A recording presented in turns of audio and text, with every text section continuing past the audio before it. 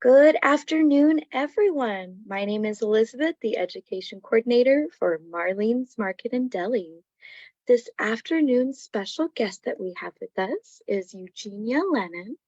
She is a certified diabetes care and education specialist with several years of experience in this field, and we thank her very much for sharing her expertise with us this lovely afternoon. Thank you so much, Eugenia. Thank you very much. I'll admit to everyone, this is a first for me, so please bear with. One thing that got me into this to begin with many, many years ago, most of you probably aren't old enough to remember when we actually had glass syringes and stainless steel needles that one would oil to make sure that they were sterilized. And my father had diabetes. And I remember when I was in high school, he brought a syringe to me and he says, I think you need to learn how to do this in case I need you to do it.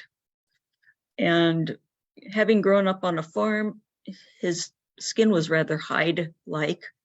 And I tried and it bounced right back. So I handed him the syringe and I said, I can't do this right now. And 2 years later, I was in a nursing program, got my bachelor's, and that started my whole interest in diabetes. My sister and I and brother watched how he had to test his urine. They didn't have glucometers at the time. And he would sit out in the car, give himself his insulin. We'd go into the restaurant, order, and he would come in having had his entree ordered already. So that's how I grew up. And my interest in diabetes has continued since then. For the last 20 years, I've been focusing on internal medicine and more specifically diabetes. I am a CDCES now, and I have retired as a clinical nurse practitioner. So the information I'm giving, I'm not acting as a PCM or PCP. I'm acting more like a coach. And in the chat section, there is my business email address, so that if you have any questions, you can ask me that. I'd like to start actually with a story, and it's a story about a 62-year-old gentleman who just retired. He got bored with retirement, and so he got a boat. And he supplied it with all the gear, invited his friends to go out fishing with him, and for a whole weekend they were going to go fishing. Well, they set out to sea, and one evening they have beers and they relax, and they all head in for the night. Somebody said just at dusk, what's that little speck up there? And he says, somebody else pipes in, and he says, well, who knows? It's nothing. We don't have to worry about it. We've got glaciers kind of all around here, and we don't have to worry about it. So the next morning they get up and they have their coffee, and I think they microwave some bacon or something, I don't know. And they sit around and some start casting their lines over the edge, and the guy says, that's closer. So the captain, the owner of the boat, goes and steers the boat towards that. And then they realize that there's a big wave that comes after them, or from behind them, and it pushes drastically their boat very quickly into this object. And they realized that it's not a little piece of ice, it's actually an iceberg. And they have to make some decisions on whether or not they're going to put the engine in reverse or if they're going to allow it to dent and pierce the hull of the boat. That's kind of what diabetes is before it's diagnosed as diabetes. Let me share something here.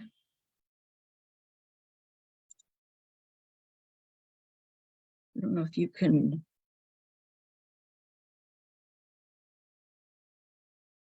So this is a diagram of the history of diabetes.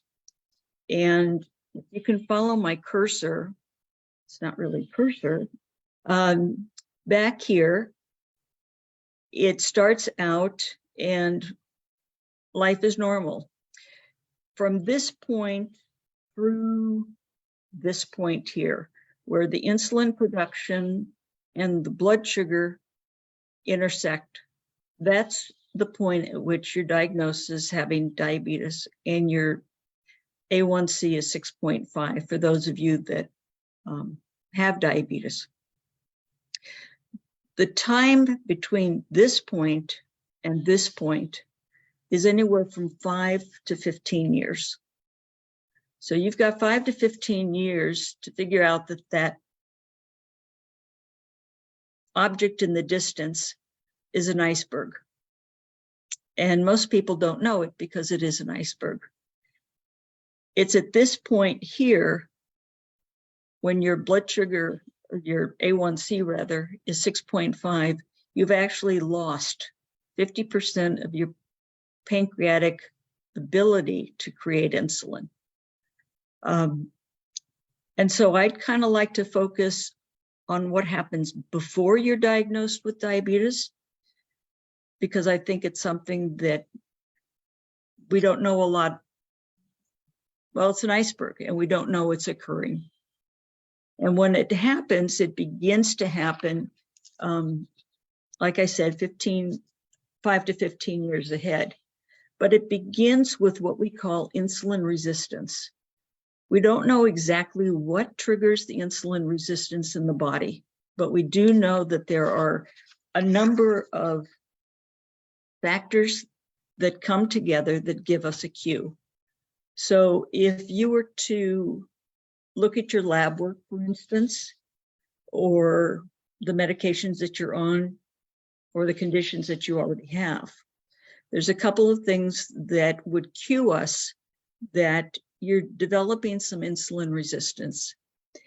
And we'll talk about what that is in a minute. But some of the cues are, if your waistline for men is more than 40 inches, and for women, more than 35 inches. If your labs say that your triglycerides are more than 150. Now, triglycerides look at, and this is all fasting lab work, triglycerides look at the sweets, the carbs, and your alcohol. And those are the three things that would raise your triglycerides. So if it's above 150, you mark that off on the checklist. If your good cholesterol, your HDL, is low, and for men, if it's lower than 40, for women, because of our estrogen stuff, if it's lower than 50. So for men, it's lower than 40. For women, it's lower than 50. If you've ever been diagnosed and are taking medications for high blood pressure, you also get to check that off on the list. The other thing is, when you go in for your labs, you should be having a fasting lab work done.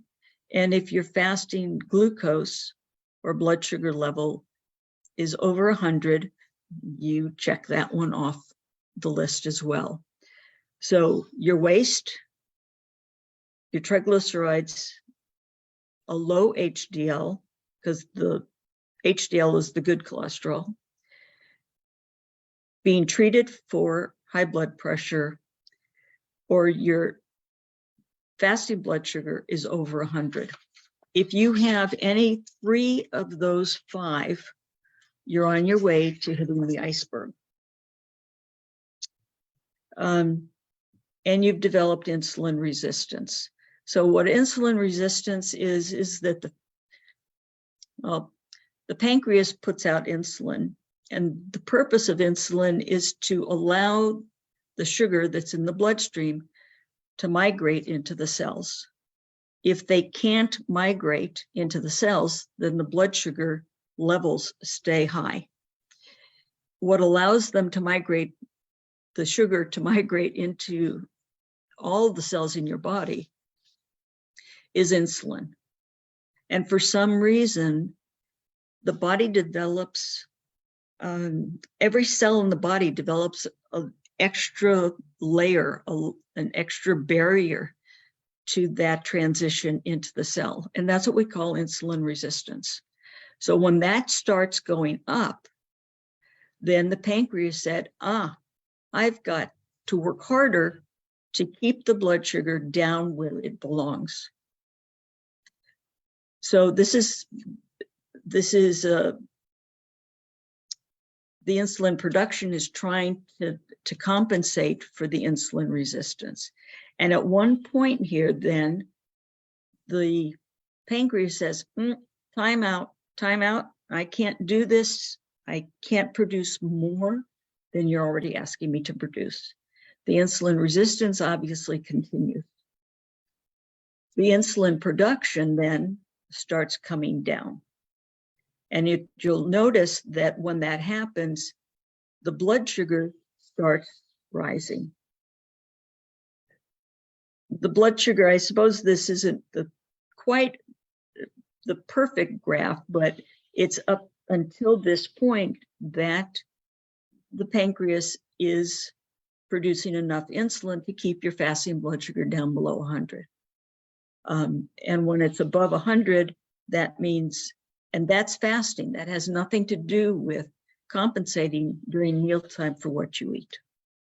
So the insulin production starts coming down. And at this point, you're diagnosed. When your A1C is 6.5, you're diagnosed with diabetes. At the point that you're diagnosed with diabetes, you've got 20% of the capacity to create insulin is down 50%. So whenever that happens in your life, and we're talking type 2 diabetes, so that your pancreas is producing some insulin. We're not talking type 1 diabetes. So the management at that point is to preserve as much insulin and not overstress the pancreas to produce more from that point on. It's got a lot of, once you're diagnosed, obviously it's in your medical record, and we don't often think that that's a problem. We have lots of things in our medical record, but there are 2 things right now that the insurance companies can say, we're not going to cover, or I'll rephrase that, your premiums are going to be higher. 1 is related to age, and 2 right now is related to smoking. One would wonder whether or not in the future, because of the cost of diabetes to the insurance companies, if that doesn't become a factor in determining what your insurance rates are going to be.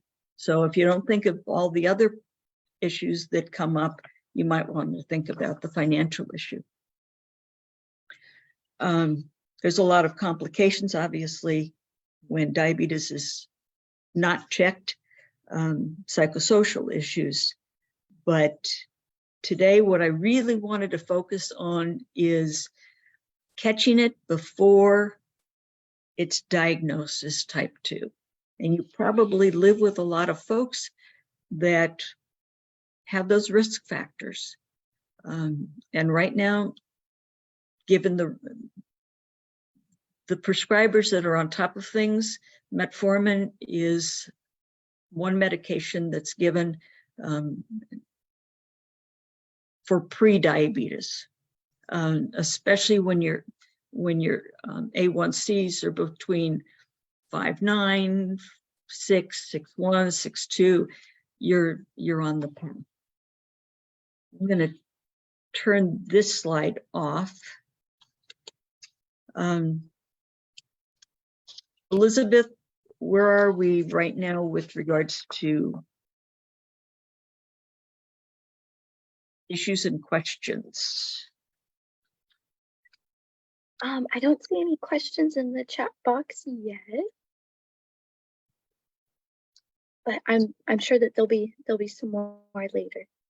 Okay. Like I said, I can't emphasize enough that we catch this before you're diagnosed with diabetes. I'm developing right now an online course all about diabetes and all the aspects of it, the diet, the exercise, the psychosocial issues, the complications. And once you start going down that slippery slope, it's hard to get back. A lot of folks say, well, we can cure diabetes. No. If you're one of the many, many people that have insulin resistance, one thing, you can reduce the insulin resistance and therefore not use as much insulin. If you lose a lot of weight and your blood sugars get back under control, that's a wonderful thing. But keep in mind that in all the years prior, you will have used up more insulin than you should have. Unless you're Moses, God gave us enough insulin to last us 100 years. And if you use too much, then you're at risk for developing insulin resistance and diabetes. One of the questions here is there a very high, what does a very high HDL mean? Okay, now you're pushing me into my NP stuff. There's two thought factors about a high HDL, and one has to do with what we call a J curve. And a J curve says that it's good to be higher than 50 or 60, but when you get into the very high numbers, it actually becomes a deterrent. So there isn't a lot of research on that J curve right now. But like I said, there's two camps of thought. Usually, I don't know where the number is that the J curve starts coming back up and the risk factor goes back up. That you get to check with your PCP. But very good question. Thank you. Someone says, well, it's not a problem. I'll live the way I've been living. I'm going to die anyway. Well, yes, if you have diabetes and you're far enough along, there are some complications that go along with type 2 diabetes. Actually, there's a large number of kiddos, children, that are developing type 2 diabetes as well right now. And it's not type 1. It's because of insulin resistance and not lack of the ability of the pancreas to create insulin. So those are two different types of diabetes. The other thing is, if you're a woman and you've had a history of being told that you had gestational diabetes, that's diabetes that occurs when you're pregnant, then that's a risk factor as well. If you have a family history, any first degree relatives, father, mother, sister, brother, If they have any type of diabetes, you're also at risk to develop type 2 diabetes. But that's not part of the metabolic syndrome. If you're a guy, you have a little bit higher risk.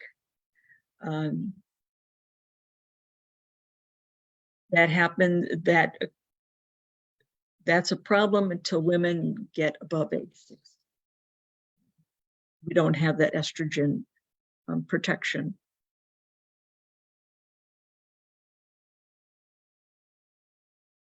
Other questions? I'd like to answer questions because this is for you folks and not for me. Feel free, folks, to enter questions in the chat box or unmute yourselves here in the features of the Zoom meeting. If we got into the treatment of diabetes and that sort of thing, we would be here all night, all day. What are some of the physical signs of type 2? Okay, excellent question, thank you. So again, it's different than type 1 diabetes. With type 1 diabetes usually occurs when a person is younger than 21 or so. And for whatever reason in type 1 diabetes, something attacks the pancreas and wipes out the beta cell's ability to create insulin, period. And so if you don't have insulin, then your blood sugar goes up and you get what we call the 3 cardinal signs: very thirsty. And of course, what comes in has to go out, so you're peeing a lot, and you're very hungry.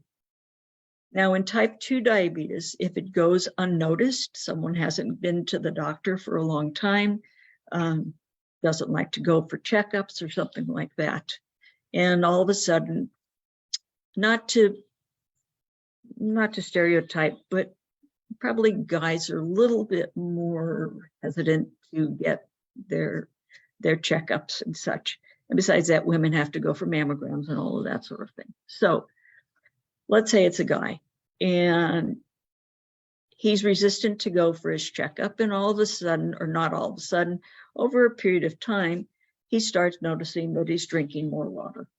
Well, that's not usually a problem, especially if it happens during the summer. But what gets his attention then is having to get up in the middle of the night and having to urinate. That begins to get his attention. The third thing is eating. Well, one would ask, why does someone who has diabetes and lots of sugar in their system, why are they hungry? Keep in mind that every cell is affected. So if the blood sugar, or the sugar that's in the blood, can't get into the cells become ravishly hungry, and they start burning anything that's within the cell to create energy. So I liken it to a room, and then you start burning the furniture and the chairs and whatever you have to create the energy. Well, the cells do that to a certain extent, but they get hungry. And so the message to the brain is eat. Now, at the same time, they're losing weight because they can't use the energy, which is the sugar. They can't metabolize it, and so they start losing weight. So with type 2 diabetes, it's often found just during normal physical exams, or something that gets the wife's attention. You're peeing too much, you're up all night, and what's going on, and I'm making an appointment for you to see the doctor. So that's the difference between type 1 and type 2. Type 2 is a much more gradual onset than the type 1.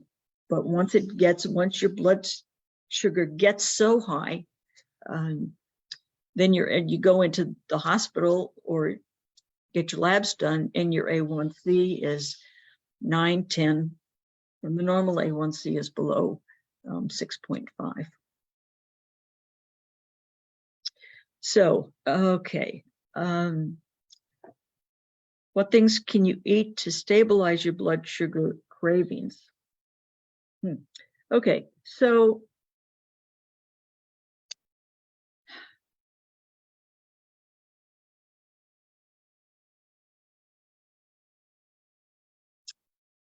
that's a really good question. Some people suggest, well, first of all, if you have a balanced diet, what happens,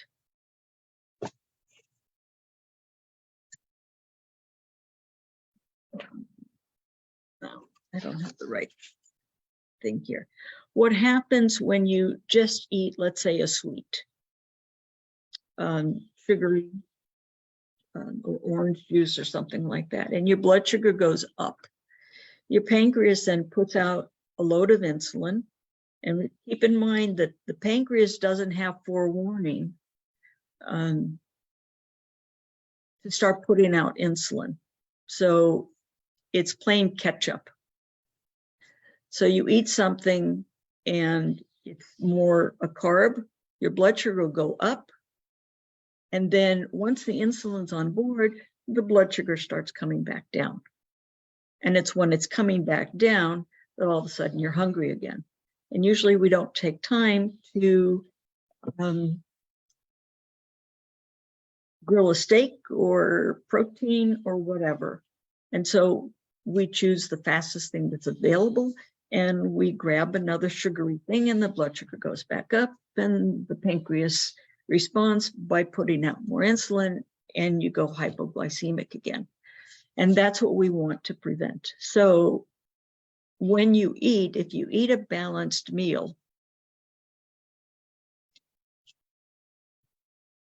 while the blood sugar is going up, well, actually, I'm getting kind of ahead of myself. This is on the dietary chapter, but for information, if you pre-warn your pancreas that food's coming and you don't start your meal with a sugary item, your blood sugar won't spike up.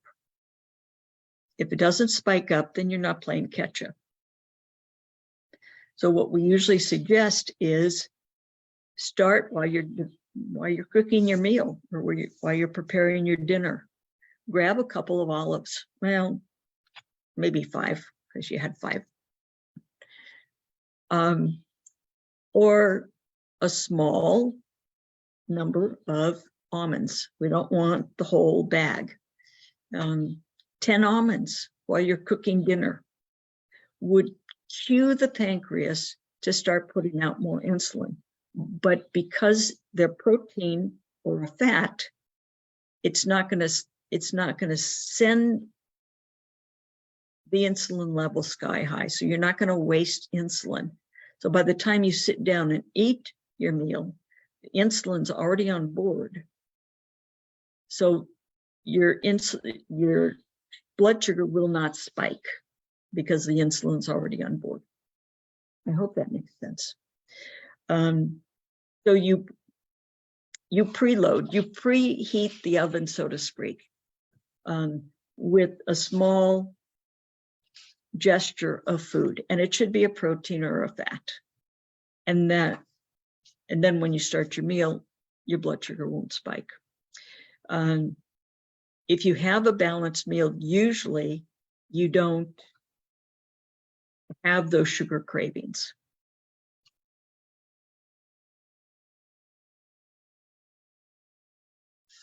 What other questions do you have? Great questions, folks. It's wonderful questions. Come on, folks, don't be shy. I'm gonna check the live stream here. Questions there.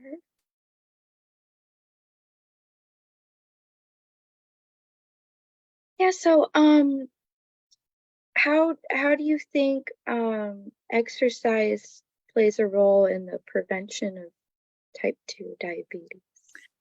Great question, Elizabeth. Great question.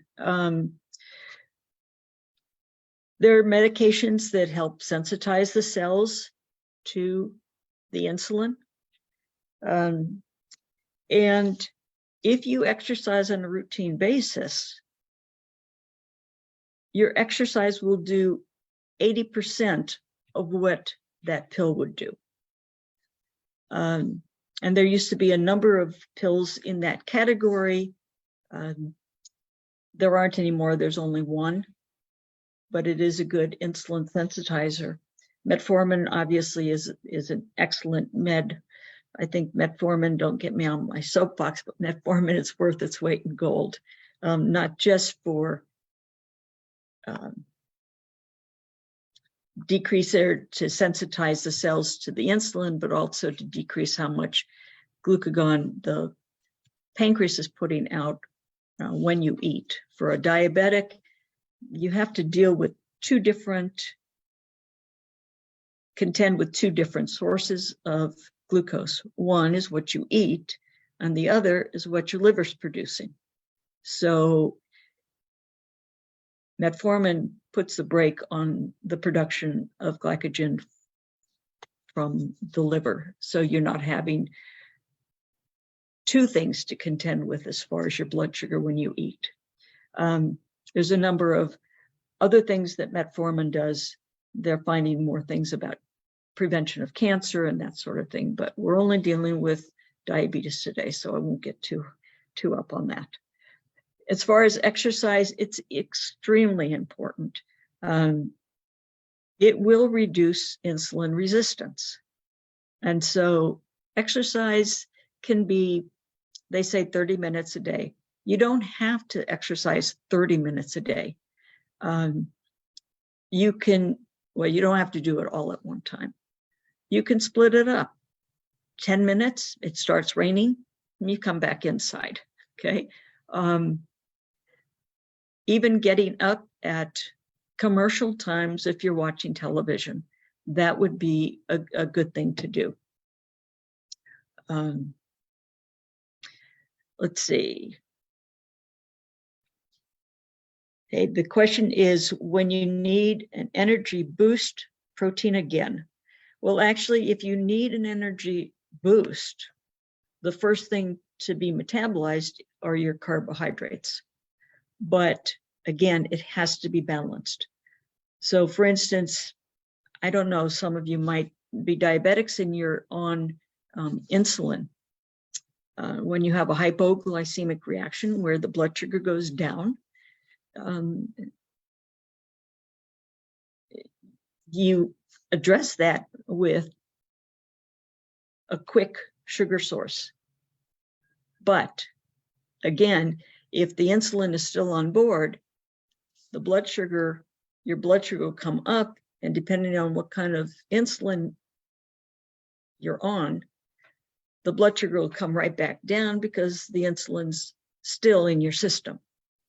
And so it's good to start with a concentrated sugar source, but then you have to balance it with a complex carbohydrate or a protein so that the insulin on board has something to work on, okay?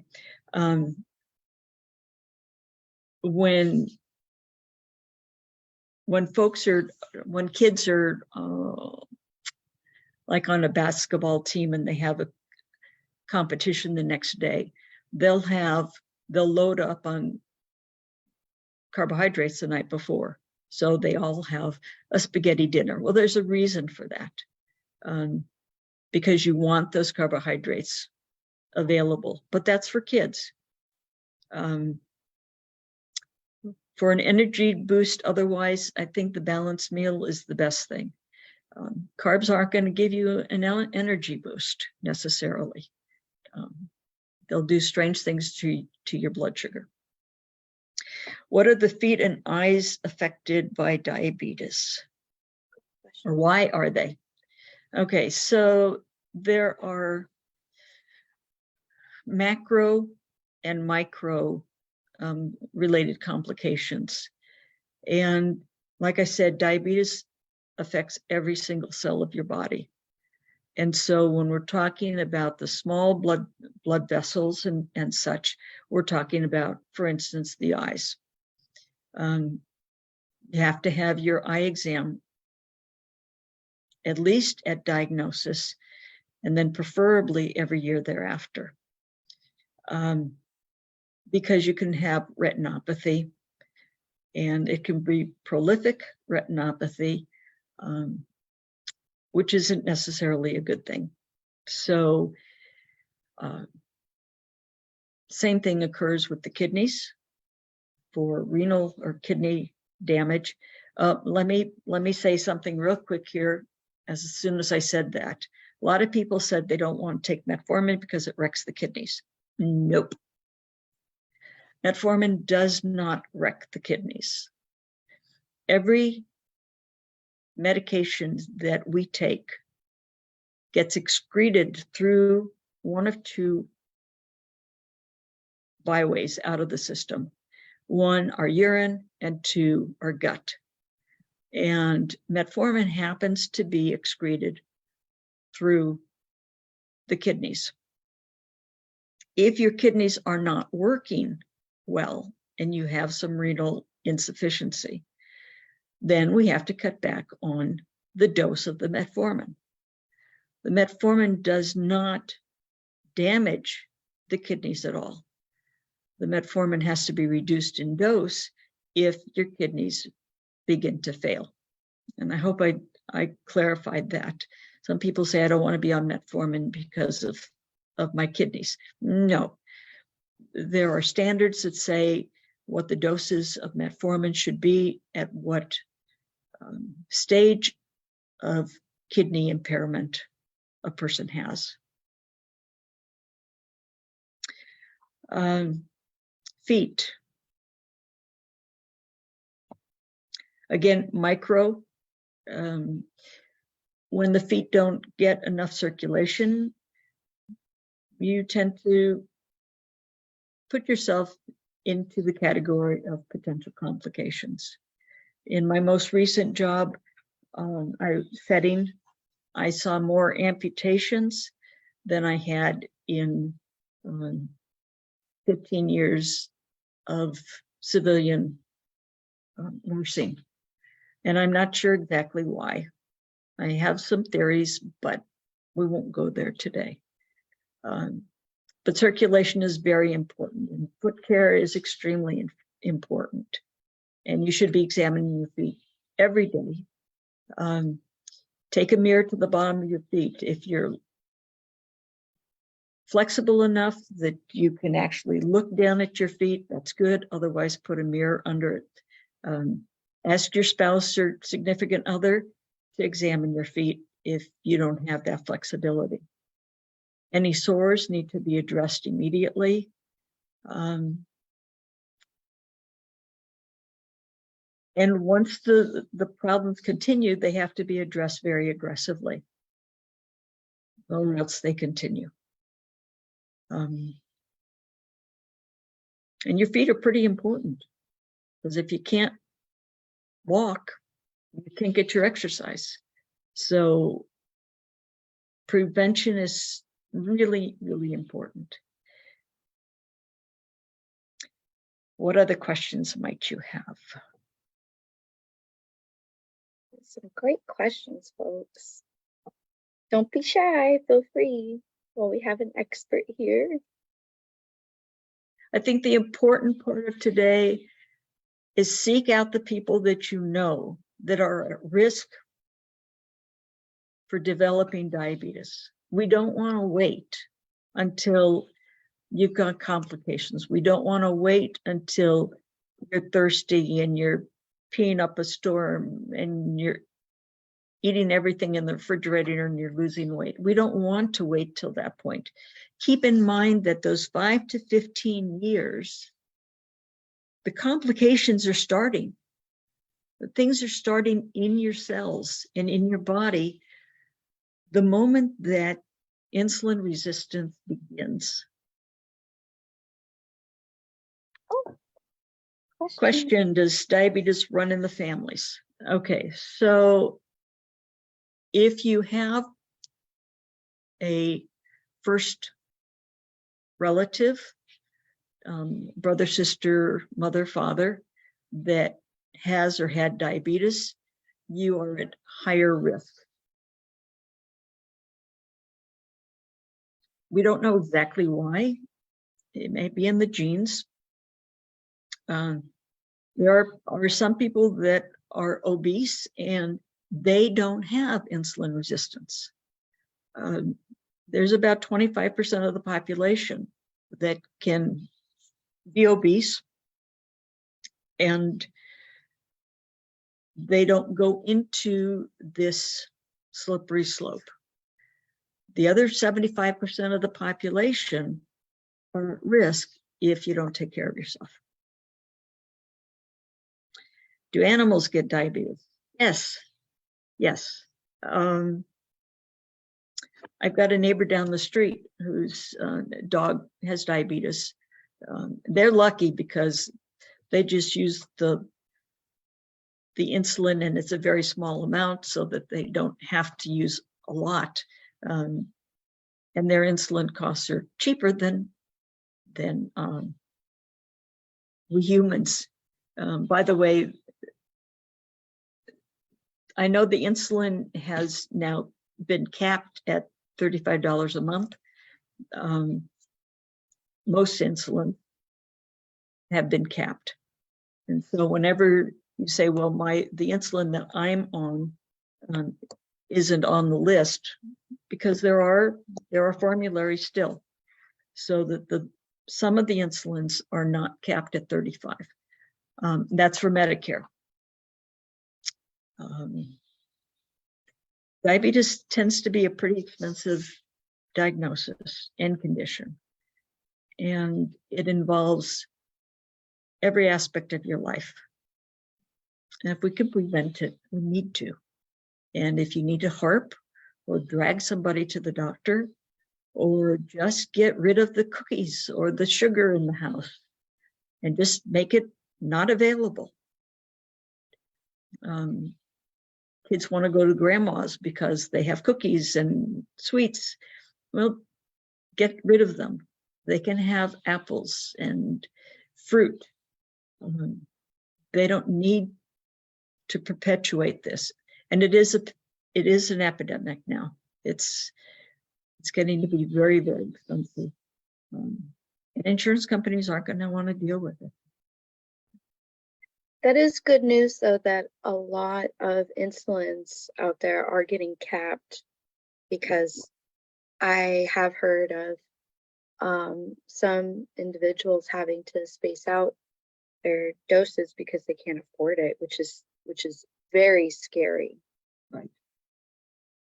There are a number of medications on the market now that will help someone lose weight. It has to do with appetite suppressant and that sort of thing, and gut enzymes and proteins. Those are extremely expensive.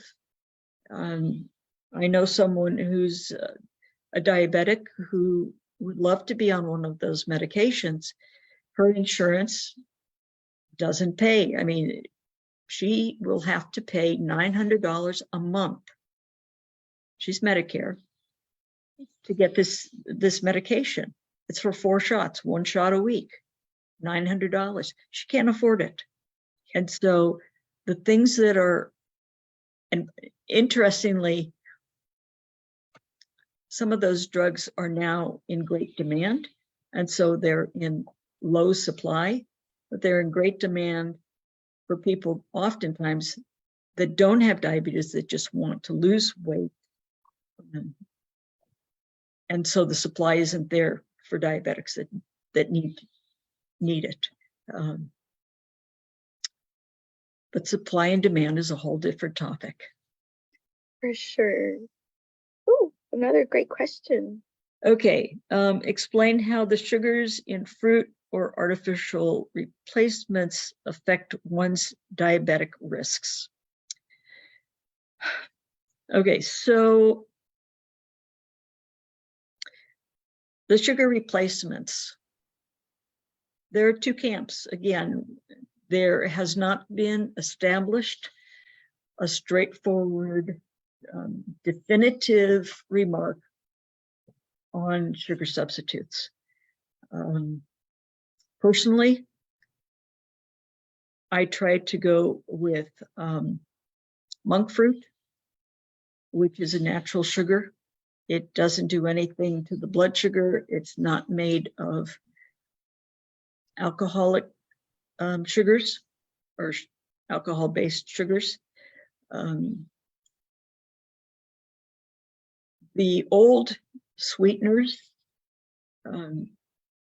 still have some question about cancer and that sort of thing. I mean, I suppose if you use gobs of anything, you're going to get cancer.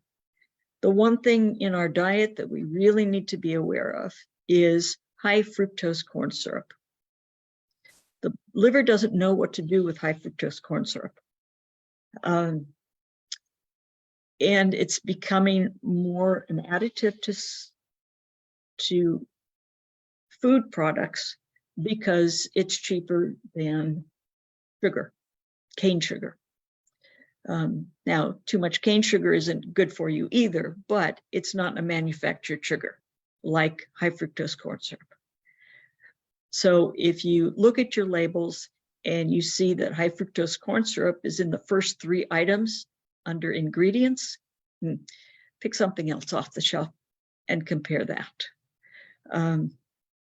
I have more of a problem with high fructose corn syrup than I have with the artificial sweeteners. Again, everything has to be in moderation. And the ADA hasn't come out with a specific statement on artificial sweeteners. Personally, I use the monk fruit, although that's being combined with another sweetener. So it's not pure monk fruit because that's in short supply.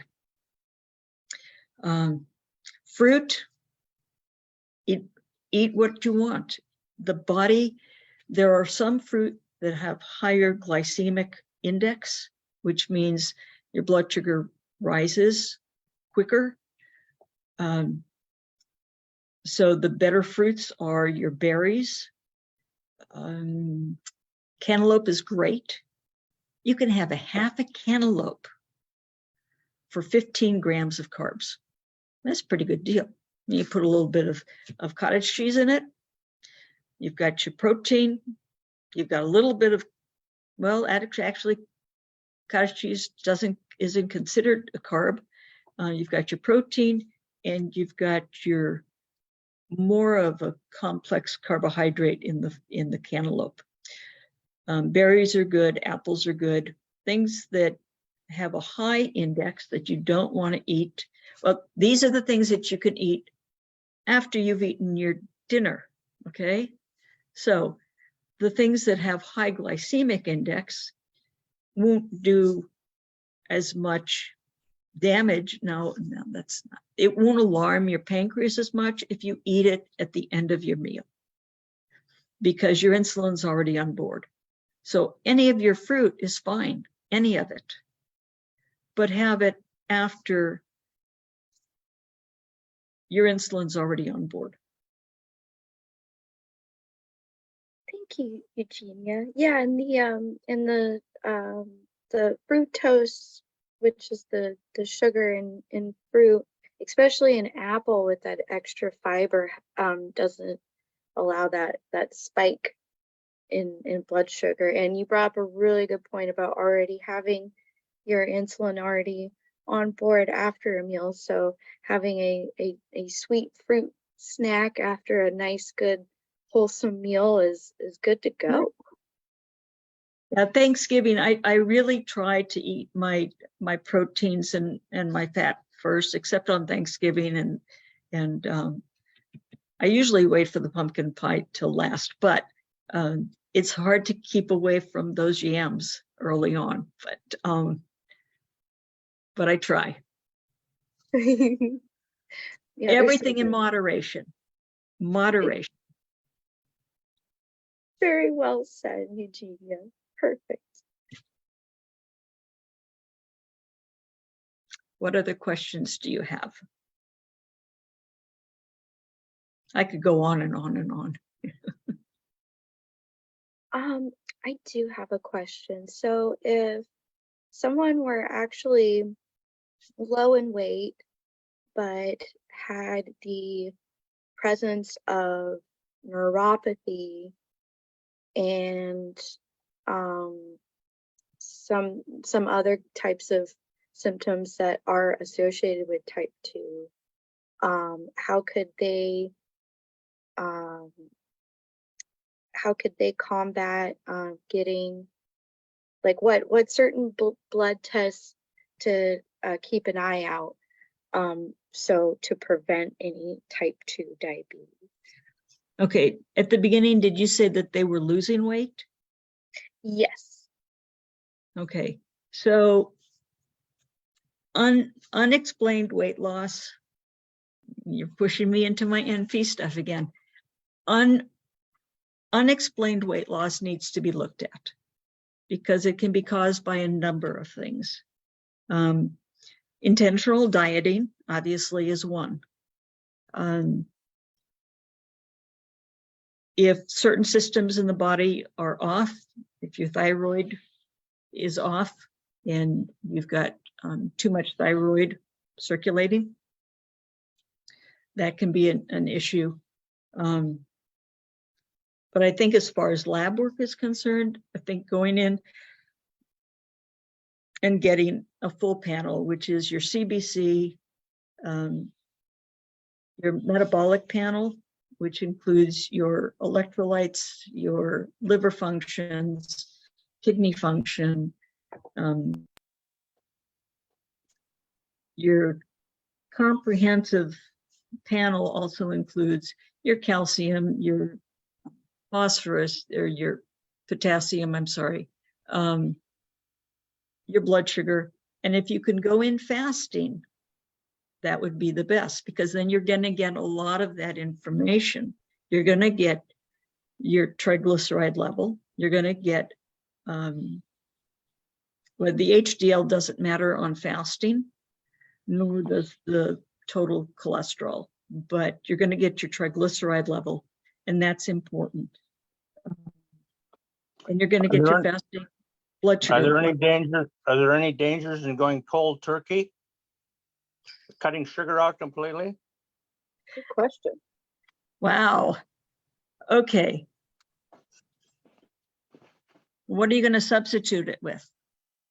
I don't know. It's not cauliflower, is it? Cauliflower? Okay, so I just asked a question. Oh, okay.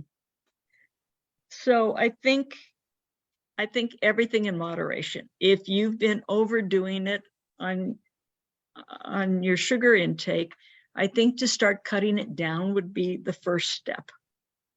I have a whole section on this course that I'm developing on all the diets. The keto diet is not good. So you don't want to go there. The fasting has some good parts and some not so good parts, but I think fasting is okay unless you're on insulin. The Mediterranean diet is probably one of the best, as is the DASH diet. Those two. Yes, in Mediterranean. The Mediterranean is probably the best. What about Weight Watchers? Weight Watchers is very good. Yes. Great question. And Weight Watchers, apparently you can do online or in person. It depends on what your comfort level is. Some of us need a little bit more in-person oomph and accountability. The course I'm actually developing talks about medications, but not insulin. That's going to be a whole separate course, and because it has to do with diet and blood sugar levels and doses of insulin and that sort of thing.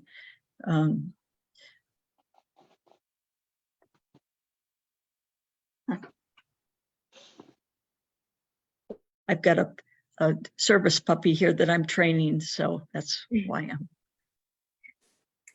Can we see him? Sure. Here. Up, up, up, up, up, up, up. Oh, there's Asher. Hey, buddy. He got his face shaved a little bit yesterday and his ears, and then I ran out of time. Well, he still looks very spiffy for the camera. Yes, and you know, standard poodles are very smart and can be rather obnoxious at a time. No, he knows what he can get away with. Huh. But he's not on a diet. How much does he weigh? He's about 55 pounds, and he loves to run. I take him out and I throw the ball, and he absolutely loves to run. He's even good in church. Yeah. Oh, what a good boy. I've got one parishioner that just loves to just sit and pet him. He disappeared from under where I was one day, and I thought, uh-oh, where's he gone? And he was just sitting next to Ed, and it was just wonderful. Oh. Huh. He's a pet, everyone. What other questions do you have?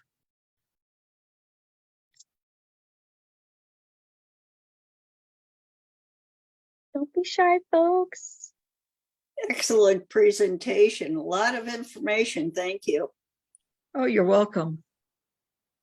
And thank you so much for being here. We really appreciate each and every one of you.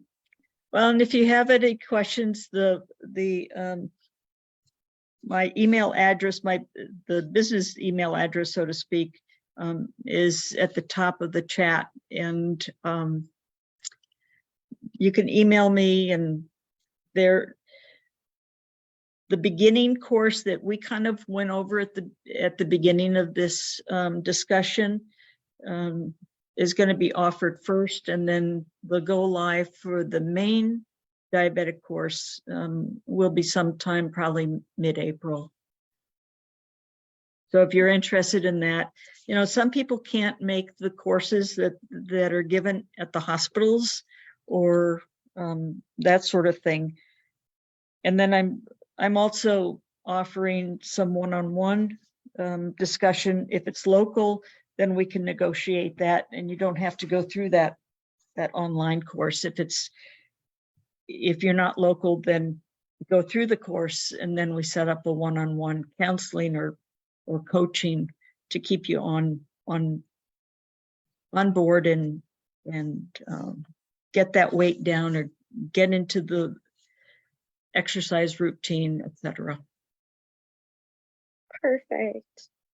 And I copy and pasted your email in the chat here and also on Facebook Live, so folks can get in touch with you. Eugenia, amazing job. Thank you so much. Thank you. And by the next time I'll have the slides. It's just Technology.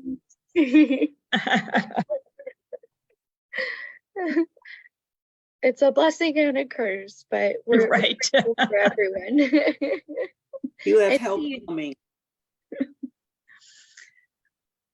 So email me any other questions that you have, and if you want more information about the course, email me that, and I'll send out more information when that's available. There's lots of worksheets on there, and to help you through understanding the information and understanding habit forming. There's a whole section on changing habits. which is definitely important when going on a health journey. Yeah. Oh, sorry, Maxine, what were you about to say? She'll have help. Oh, yes. Well, thank you, everyone. We're going to stop the live stream here and stay tuned for more. Great. Thank you.